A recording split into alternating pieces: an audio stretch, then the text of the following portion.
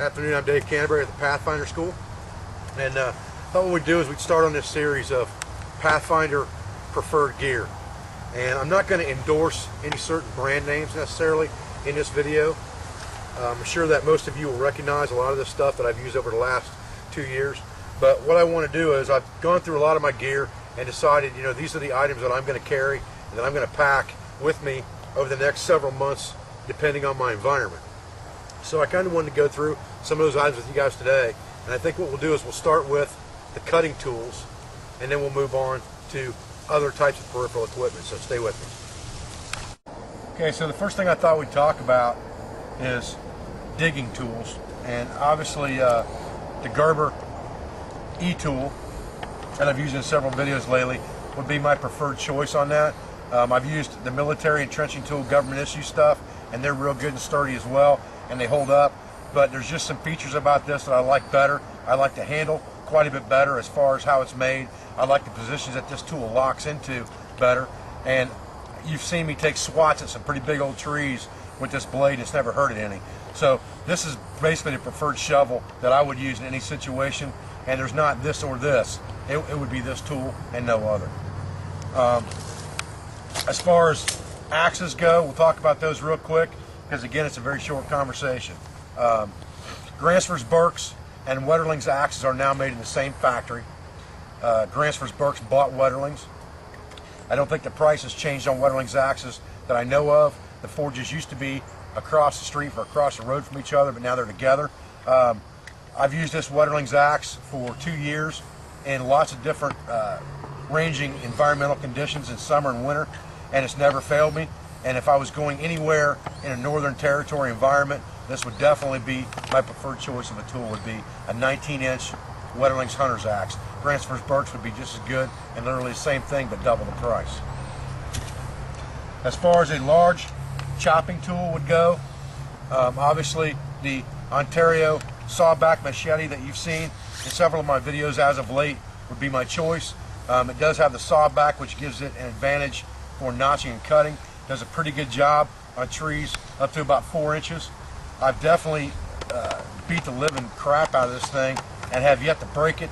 I have heard rumors that chips have come out of the middle of these high carbon steel blades and broken, but I've never had that problem with this so far, and it keeps a really good edge that you can put on it with a file or a carved random stone. So this probably in any jungle type environment would be my preferred tool. The only other cutting tool that I would consider carrying would be the Bahco Laplander saw, and we've talked about this in several videos as well. I believe that a Bahco Laplander saw and a good knife, 4 to 5 inches, is all you really need anywhere in the eastern woodlands. The Kershaw folding saw, that's just like this, but a different color handle material, is exactly the same saw, made in the same factory in Sweden. It's just made for Kershaw by Bahco, so they put their logo on it. But either one of those saws are very good quality. I believe this also comes in an orange variety as well for safety colors, but this is my preferred saw. It will be the only saw I would carry out in a woodland environment that I would trust my life with. So that leaves us with knives. Now, the one knife that I don't have out here right now, and multi-tools, the one knife that I don't have out here right now is the Ka-Bar Army Fighting Knife. I'm sure that you guys have all seen 100 of those and know what they look like. For a middle-of-the-road knife of less than $100, there's no doubt in my mind that that's probably the best all-around, butchering type, skinning woodland knife that you can have if you prefer to carry a knife over 4 inches. The only other tool that I would compare to that would be the Tom Brown Tracker knife for a one-tool option. If I had the Ka-Bar, I would still prefer to carry either a saw or an axe with that, most likely. But with the Tom Brown Tracker, you can pretty much forgo the saw or the axe if you're trying to go with a one-tool option. It's a very good knife, very high quality, but it is very expensive. Smaller knives, you know, I prefer, and you've seen me carry the SL2 by Mora. I did a full Mora review on a lot of their knives. I've been carrying this SL2 for quite a long time. It's beat up pretty good. I have made some modifications to it to give me a better grip when it gets wet. But you can see that this knife is very well used. It's high carbon steel. It holds a really, really good edge. In fact, this is the knife that I cut my finger open with that I did the suture video. and so it does hold a very good sharp edge, and it's very good for all around small camp tasks, skinning game and things of that nature, making fire kits and fireboard sets and things like that.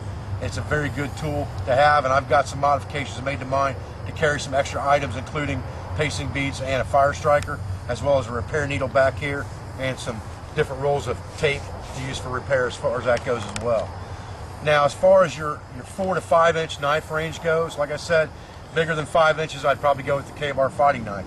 There are two knives, in my opinion, that really are worth looking at in this range. One of them is a full production knife, and one of them is a custom knife. The full production knife that I'm talking about, and I've had a lot of questions about this in the past few weeks, is the Cold Steel SRK. Now, one thing that I will say about the Cold Steel SRK is this is the Cold Steel SRK Carbon V. Okay, this knife is made in the United States. The current model Cold Steel SRK is made in Japan. I would not carry that knife myself for a survival or wilderness self-reliance situation where I just take my life on it. This knife was made in the United States, and I know it's a good quality, high carbon knife, and I would trust it. The Carbon V is not made anymore. You can find them different places and on eBay sometimes. If you can get a hold of a Cold Steel Carbon V SRK, it's a very good knife. The only other knife that I would trust my life with would be the new Pathfinder knife by Blind Horse Knives.